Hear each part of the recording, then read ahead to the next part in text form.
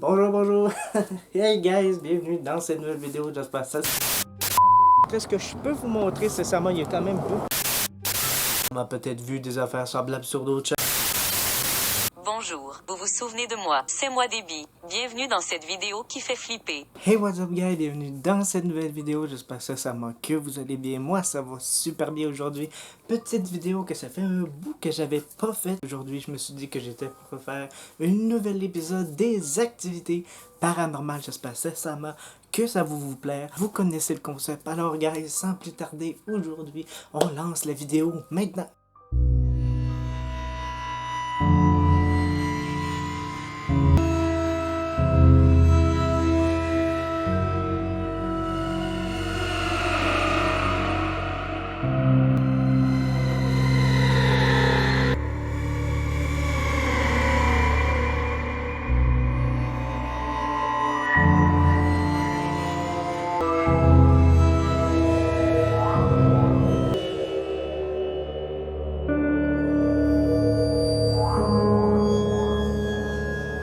Nous allons commencer par cette première histoire d'horreur qui nous a été racontée par une petite fille qui, à l'époque, était âgée de 2 à 3 ans. À l'époque, j'étais âgé de 2 ou 3 ans. Et mon grand frère était parti avec sa classe pour aller faire du ski. C'était un dimanche et on prenait une petite collation en route avec mes parents et mes grands-parents. Soudain, j'ai dit « Attention, le plafond va tomber ». Ma mère m'a demandé pourquoi je disais ça et je n'avais pas su quoi lui répondre. Le soir venu, mon frère a appelé à la maison. Le plafond de la piscine du centre où il séjournait s'était affaissé sous le poids de la neige. La semaine suivante, le toit d'une grande surface s'est écroulé dans la région de Nice, faisant des dizaines de blessés. Je trouve ça drôle que cette petite âgée à l'époque de 2-3 ans, on s'entend, c'est quand même jeune pour avoir des affaires aussi, je veux dire, aussi grave, comme on peut dire. Je veux dire, le fait que le toit de la piscine se soit effondré comme ça l'aurait pu faire des personnes qui auraient été blessées, justement, honnêtement. Un drôle d'adon, honnêtement, que ce soit arrivé en même temps. Quelque chose comme ça de la part d'une fille quand même assez jeune. C'est très étrange, honnêtement. Je sais pas ce que vous en pensez. Vous pouvez m'écrire ça en commentaire. Sans plus tarder, on part pour la deuxième histoire maintenant.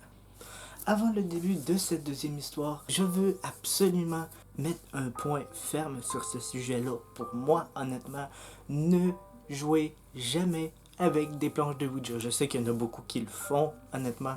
Je sais qu'il y en a beaucoup aussi qui sont, de mon point de vue, de pas jouer avec ça, honnêtement. Vous faites ce que vous voulez, je suis pas pour vous forcer non plus. Je vais rien que dire une petite affaire, un petit avertissement de ne jamais jouer avec ce que vous connaissez pas, honnêtement. Une fois avec une amie, on a fait une séance de Ouija chez elle avec sa mère, pardon. On l'avait fabriqué nous-mêmes avec des feuilles de papier et un verre. On est des grandes fans du paranormal et on aime se faire un peu peur. C'était la première fois qu'on y jouait. Et à chaque fois, hormis le verre qui tourne en rond sur la planche, rien de bien méchant.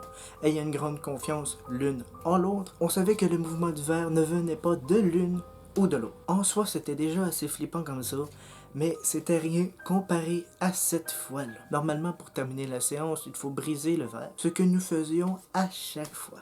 Ce jour-là, on a mal cassé le verre. On n'y a pas prêté plus attention que ça. Un peu plus tard dans la soirée, mon amie a commencé à se comporter très bizarrement. Elle fixait le mur, elle se tapait la tête en disant des trucs louches comme « je dois le faire » et le regard intense qui va avec. Pas rassurant du tout. Puis, au bout d'un moment, elle va dans la cuisine, attrape l'autre couteau et revient nous voir en jouant avec. Elle le lançait en l'air, le faisant tournoyer sur la table basse.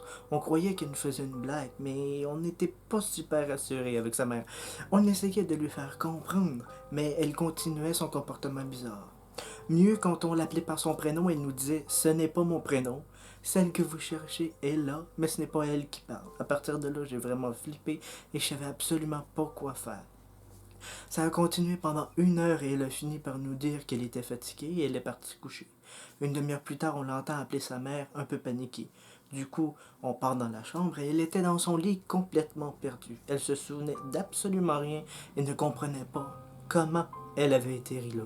Elle était totalement paniquée. On n'a jamais su ce qui s'était passé et je ne pense pas vouloir le savoir. Autant vous dire que je n'ai plus jamais toucher à un Ouija. Et tu fais bien, honnêtement. Moi, je suis pas nécessairement pour jouer à ça, mais vous faites ce que vous voulez. Si je vous ai dit ça en début, c'est justement pour vous avertir parce que c'est extrêmement dangereux. On part pour la troisième histoire. J'avais 12 ou 13 ans environ. Je faisais mes devoirs dans le salon de mon père. Il faut savoir que j'étais orpheline de ma mère. Que je ne vivais pas avec mon père, que cette pièce m'a toujours donné de drôles de sensations. Un malaise dans sa façon d'être, une sorte de musée immuable de souvenirs. Bref. Je rédigeais je ne sais quoi lorsque tout à coup je sens une présence dans mon dos. Vous savez, on sent parfois une sorte de déplacement d'air ou d'onde ou de vibration quand une personne se déplace dans la pièce d'à côté. On ne la voit pas, mais on la sent se mouvoir. Bon, je me retourne pensant que mon père était derrière moi et là, je la vois. Cette ombre blanche fugitive qui me frôle, pas menaçante du tout, mais présente. Je n'en ai jamais parlé à personne, c'était peut-être ma mère qui surveillait mes devoirs. J'en reviens pas d'entendre des trucs de même. Tu sais, ça nous arrive tout à un moment donné, mettons, t'es en train de faire ton lunch, tu travailles le lendemain ou quelque chose comme ça, et puis tout à coup, tu te sens comme fixé ou quelque chose comme ça. Puis peu importe où tu vas, tu sens tout le temps que ça te suit, genre, c'est étrange. Fait que je trouve ça vraiment drôle d'entendre ça, honnêtement. C'est un style, je trouve que ça ressemble un peu, honnêtement. Je trouve ça vraiment effrayant, j'en reviens pas. Mais autant, en même temps, il disait qu'elle était pas menaçante, tu sais. Fait que c'est drôle comment ça se fait pour raconter ça. J'en reviens pas. Et cette dernière histoire s'est passée dans une ambulance. Elle nous dit: j'ai travaillé autrefois pour un service d'ambulance dont un des véhicules était hanté. Beaucoup d'infirmiers racontaient des histoires sur l'ambulance numéro 12, mais je n'étais pas particulièrement intéressé par le paranormal, jusqu'au jour où j'ai moi-même connu une expérience de ce genre. Ma collègue et moi travaillions dans une communauté rurale, étant environ 3 heures du matin. Il faisait tout noir et tout était silencieux. Nous nous endormions. J'étais assis sur le siège du conducteur et elle côté passager. Réveillé par une voix étouffée, j'ai cru que ma collègue me parlait. Je lui ai dit que j'essayais de dormir et de refermer les yeux. J'ai alors distinctement entendu une voix masculine me dire « Oh mon Dieu, suis-je en train de mourir ?»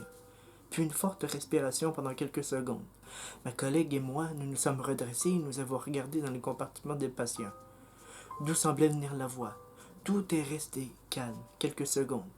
Puis nous avons entendu le clic d'un régulateur de bouteille d'oxygène et un sifflement, comme si elle fuyait.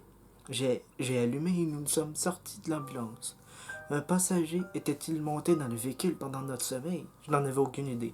Nous avons ouvert les portes arrière, il n'y avait personne. Aucune bouteille d'oxygène n'était ouverte.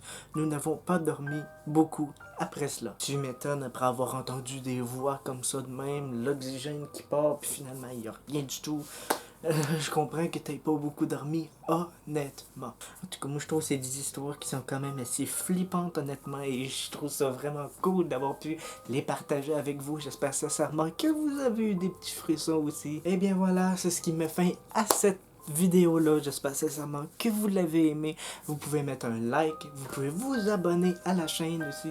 Activez la cloche de notification parce que si vous vous abonnez puis vous mettez pas la cloche, vous serez aucunement au courant que je sors des nouvelles vidéos. Généralement, mes nouvelles vidéos sont le lundi. Je vous remercie vraiment d'avoir pris le temps de cliquer sur cette vidéo-là. On se retrouve pour une nouvelle vidéo, guys. Et sur ce, je vous dis bye bye!